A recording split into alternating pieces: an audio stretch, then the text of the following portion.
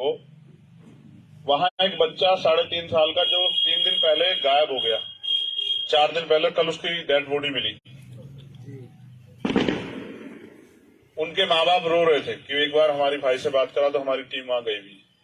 अब आपके घर में भी 3.5 साल के बच्चे होंगे। सोचो जब आप अगर किसी के घर में ऐसी तकलीफ होती है तो वो क्या करे, किसके पास जाए। और ये क्यों हो रही है? क्योंकि सरकार में बैठे गए लोग, उनको सिर्फ एक ही चीज से मतलब है कि किस तरह से वो जो नफरत बांट रहे हैं वो जारी रहे।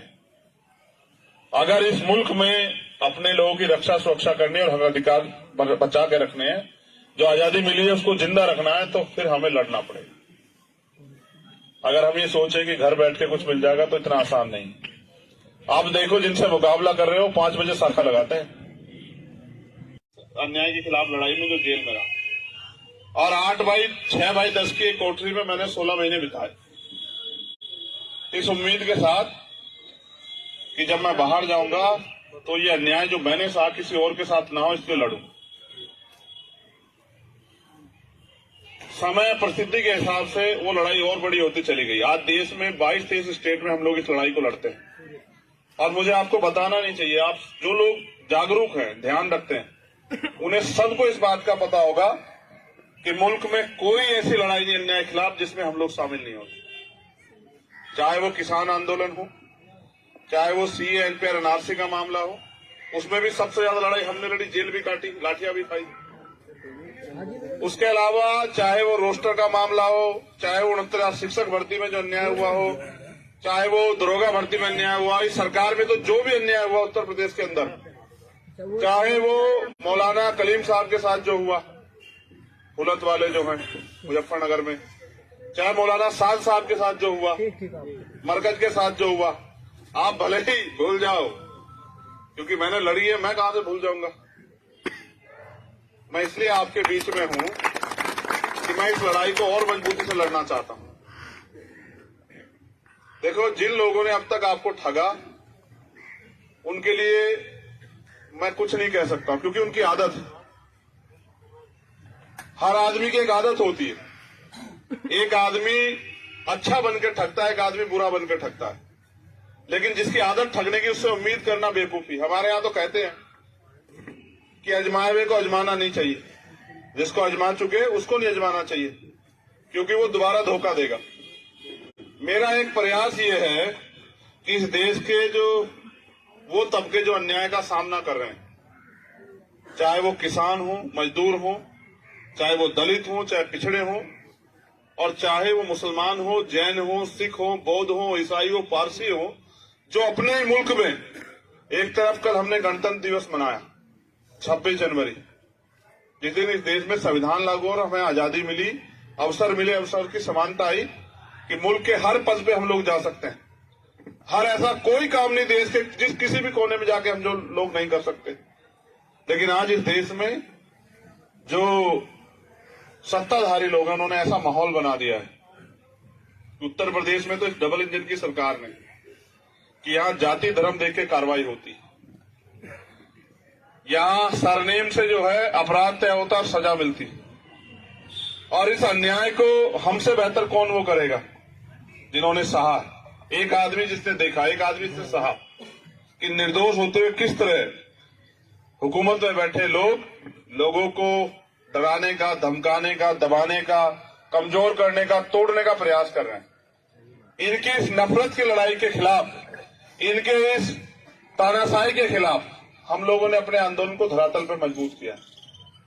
और आप अगर मुझे जानते हैं, यहां बेटा हर एक वाइट शख्स अगर मुझे जानता है तो इस बात के साथ नहीं जानता कि मेरे पिताजी बहुत बड़े नेता थे, मेरी मां बहुत बड़ी नेता थी, मेरे दादाजी बहुत बड़े नेता थे। कोई इस बात से नहीं जानता। अगर हर कोई जानता है, वो इस बात से जानता है कि जहां कहीं लड़ाई में, अन्याय में किसी की जरूरत होती तो सबसे पहले चंद्रशेखर खड़ा होता है। बताओ अगर अगर आप मुझे जानते हैं, इसके अलावा कोई एक बात हो तो बताओ मेरे बारे में। ना मैं बहुत पैसे वाला हूं, ना मेरे घर में कोई राजनीति करता था, ना ही मेरा बहुत बड़ा कोई कारोबार है। एक ही चीज मुझसे आती है कि मैंने कभी अन्याय के खिलाफ पीठ नहीं की। और जो भी लड़ाई, चाहे वो किसानों की हो, मजदूरों की हो, मां बहनों पर अत्याचार की हो, या मजहब के खिलाफ हो या फिर हक हकूक की हो, मैंने हर लड़ाई को लड़ा, लेकिन किन्हीं कारणों से आज उस लड़ाई को जो अंजाम देना है उस तक नहीं पहुंच पा रहे।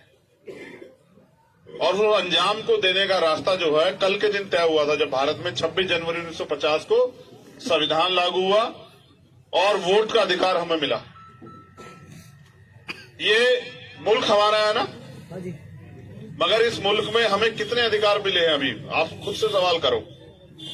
जिन अधिकारों के साथ मुल्क को बनाने वालों ने, मुल्क को आजाद दिलाने वालों ने कुर्बानियां दी थी, शहादतें दी थी, कई तहरीक है, इसमें रुमाल तहरीक भी उसमें से एक,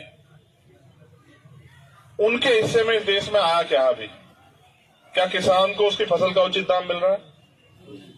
क्या यहां धार्मिक रूप से आप अपने उपासनाओं को, अपनी प्रार्थनाओं को, अपने कार्यक्रमों को करने की आजादी मिल रही है देश में? क्या इस देश में सरकारें भाईचारा बढ़ा रही हैं? क्या इस देश में नौजवानों को रोजगार मिल रहा है? क्या इस देश में महंगाई, जिसके सपने लेके सरकार के लोग आए थे बड़े बड़े वादे करके, क्या वो खत्म हो गई है? एक चीज तो मिली कि पहले अगर किसी के साथ कोई अन्याय होता था, कोई तकलीफ में होता तो दूसरा उसका हाथ पकड़ता था। अब अगर अन्याय होता है या कोई सड़क पे आप देखना किसी के साथ कोई हादसा हो जाए तो ये कहते हुए भी डर लगता है कहीं ऐसा ना हो इसी में कोई इल्जाम लग जाए हमारे ऊपर। आज ऐसे हालात हो गए। और जब रिजल्ट आता है, देखो जितने झूठ फैला लो आप, जैसे मरकज का मामला था, इन्होंने पूरा झूठ फैलाया, पूरा कोरोना घेर दिया कि साहब मरकज से कोरोना वो हो गया, और जी भर के गालियां दी, जी भर के अपमान किया, और फिर जब कोर्ट का आदेश आया तो पता लगा मरकज का कोई रोल ही नहीं। अब इसका जवाब कौन देगा भाई? उसकी वजह से जो नुकसान हुआ उसका जवाब कौन देगा? देखो ताकतवर लोगों को फिर भी कुछ ना हो, समीर भाई बिल्कुल सच कह रहा हूं, लेकिन कहीं भी अन्याय होता है, ये नफरत फैलती है तो उसका सामना गरीब आदमी को करना पड़ता है, जिसके पास कुछ नहीं, जो सड़क पर निकलता है इस काम से कि अपने बच्चों का पेट भरेगा, और वो शिकार हो जाता है इनकी नफरत का। लेकिन क्योंकि अगर उनकी बात को, अगर जो सवाल उनके दिल में उसका जवाब नहीं मिलेगा तो फिर क्या मजेदारी। मेरा काम करने का तरीका तो आपको अभी दिख जाएगा 1 साल में।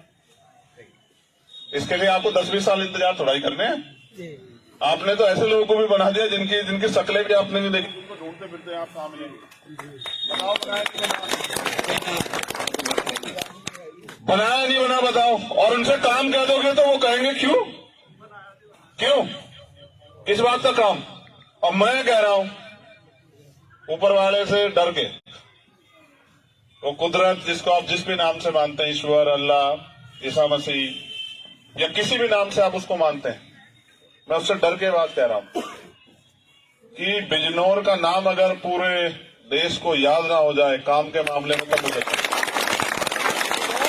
देखो मैं कोई विरासती नहीं हूं साहब कि एक बार के बाद, आप मेरी उम्र भी देख लो, मुझे ऐसा तो नहीं कि इसके बाद घर बैठ जाना है भाई। अगर मैं घर बैठ जाऊंगा तो फिर इस आंदोलन को चलाएगा कौन? मैं तो इस आंदोलन को चलाने के लिए आऊं। अच्छा ये भी नहीं पता कल क्या होगा, ये भी तय नहीं है। अभी इन्होंने मेरी गाड़ी पे हमला करा, आपने देखा होगा यहाँ तो क्यों करा ये नहीं पता आपको। खतौली में ये अहंकार में कह रहे थे कि हमें कोई हरा नहीं सकता, हरा नहीं सकता, मैंने इनके अलग से खींच ली वो सीट। यही तो लड़ाई है मुझसे और क्या है। मैंने इनसे कहा, ये कह रहे हैं कि हमने मंत्री लगा दिए, हमने मुख्यमंत्री लगा दिए, बाबा जी भी आए वहां बड़े बड़े भाषण देंगे, बवाल सवाल जो मनाया कहेंगे। और मैंने कहा आप चिंता मत करो, उन लोगों से भी कहा कि भाई आप परेशान मत हो, देखते जाओ। ये जो जनता है इसको समझाने की देर कि आज हालात क्या है।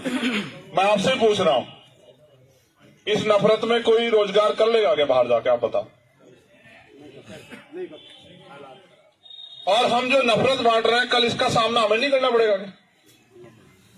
तो इसलिए मैं आपसे कह रहा हूं कि अगर अपने हक अधिकारों की लड़ाई लड़नी है तो फिर आपको खड़ा होना पड़ेगा।